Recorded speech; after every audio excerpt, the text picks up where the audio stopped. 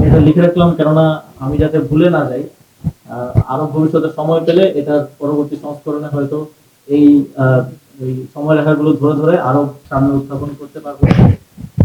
এবং জুলাইয়ের ইতিহাসটা তখনই পরিপূর্ণতা পাবে যখন আমি মনে করি যে সারা দেশে যে সহস্র সংগঠক, সহস্র কর্মী এই আন্দোলনে ছিল, সকলের পাঠ গুলো যখন উঠে আসবে। নাহিদ ভাই যথার্থই বলেছেন যে কুমিল্লা আসলে যে সংগঠিত করছিল তার ইতিহাসটা তো আমাদের সামনে নেই, আমরা তো জানি না। আমরা হয়তো ভাষা ভাষা কিছুটা শুনেছি কিংবা আমরা মিডিয়াতে দেখেছি, কিন্তু ভেতরের গল্পটা তো শুধুমাত্র সেই সংগঠক বা সংগঠকরাই জানেন।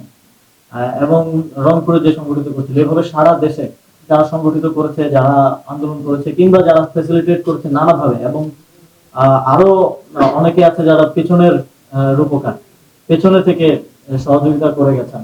হয়তো তাদেরও দু একটা গ্রুপের কথা আপনারা জানেন, কারণ সেগুলো লেখা হয়েছে সোশ্যাল মিডিয়ায় কিংবা ইয়েতে এসেছে, সার্ফেসে এসেছে। কিন্তু এরকম অন্তত 10টা 15টা গ্রুপ আছে যারা পেছন থেকে সহযোগিতা করে গেছেন।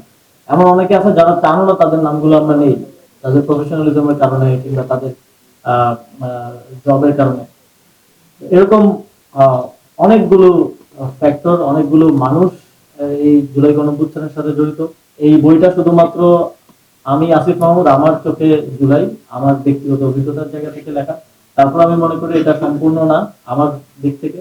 এবং জুলাই গণঅভ্যুত্থানের আমি প্রত্যাশা রাখবো এবং আহ্বান করব যারা জুলাই গণঅভ্যুত্থানে যেভাবেই সম্পৃক্ত ছিলেন সবাই আপনাদের পাঠটা লিখবেন, যাতে করে আমরা অন্তত আগামী 2-3 বছরের মধ্যে জুলাই গণঅভ্যুত্থানের একটা পূর্ণ চিত্র পাই।